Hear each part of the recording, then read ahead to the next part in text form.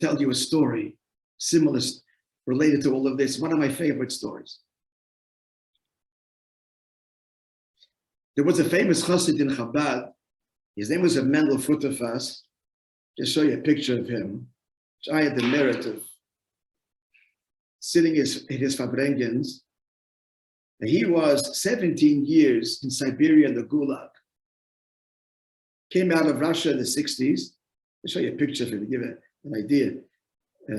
Just look at his face. It's already enough. But Mendel Futerfas, just get him up here.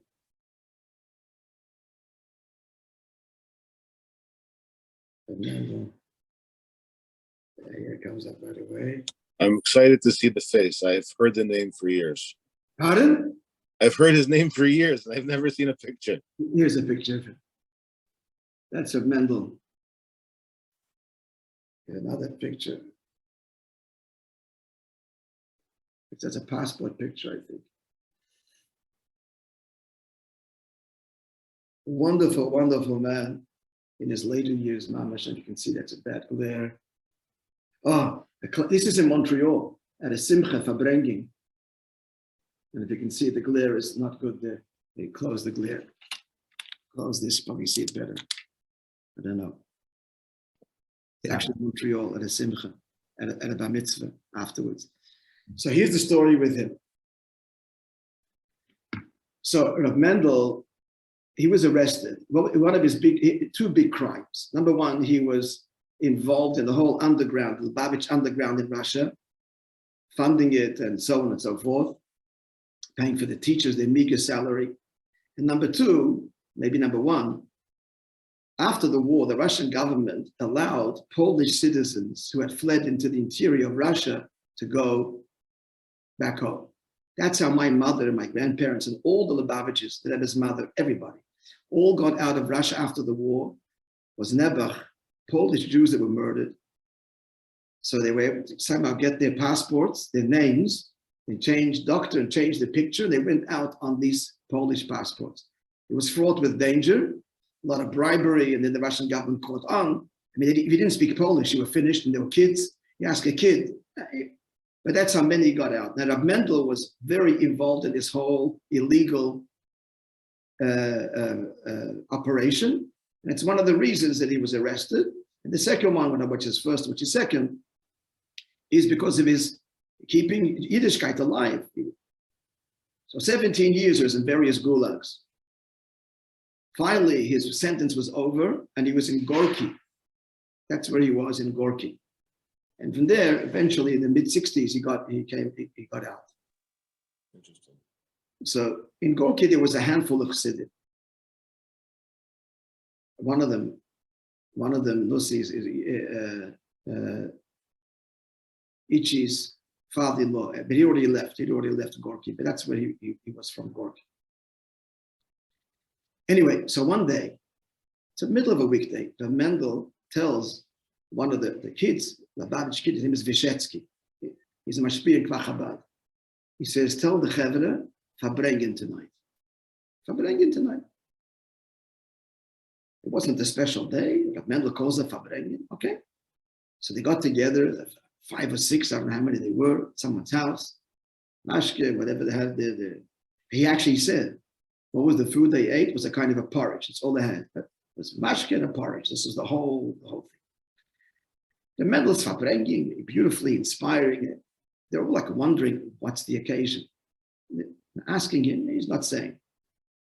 Nada Lachaim, the Fabrengen continues after midnight.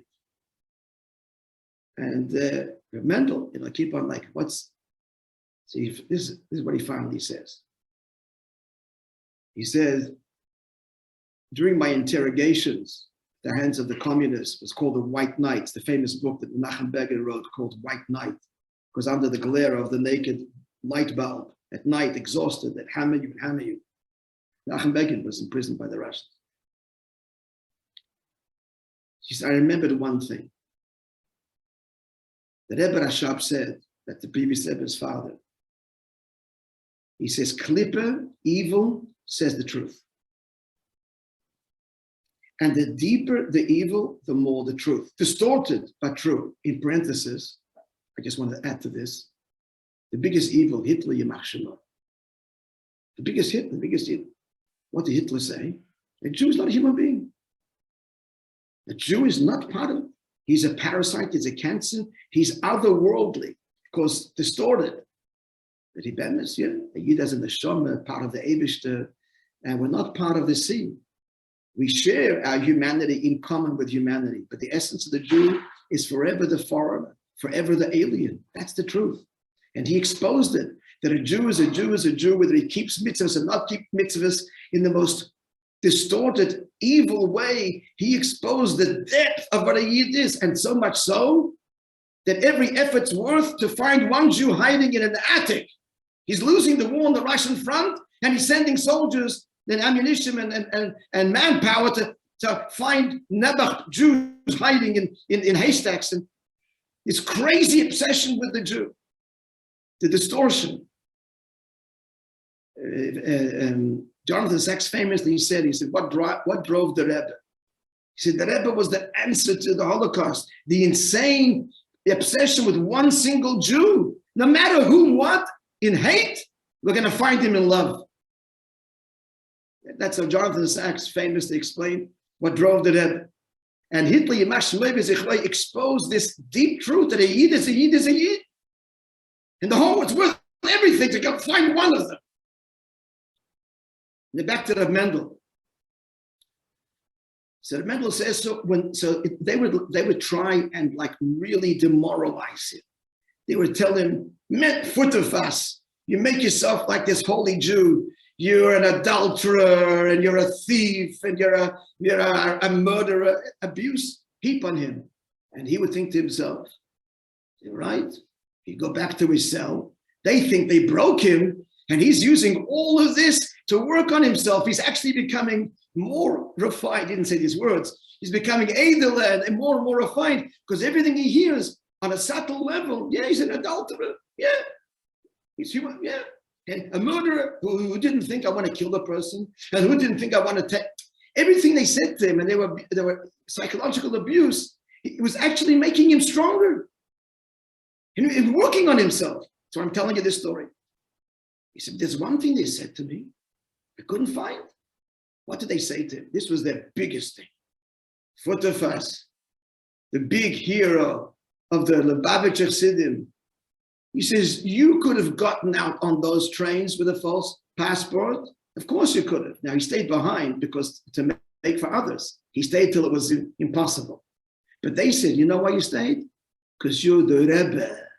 Because now you're the big tzaddik, and you get all the adoration of all the Chassidim. They come to ask you. It's all an ego trip. That's why he stayed behind. Not sacrifice. That you didn't go because you gave the last passport to the last Jew, which could have been my mother, like who knows, my grandparents. So he said, Clipper says the truth. I couldn't find it. And I was working ever since, finding myself that they're right. And today I found it. Oh, I caught myself. Mendel, Adosidas. So he says, that's why he called the Fabrengen. Now I can be honest with myself. Now the work can really begin.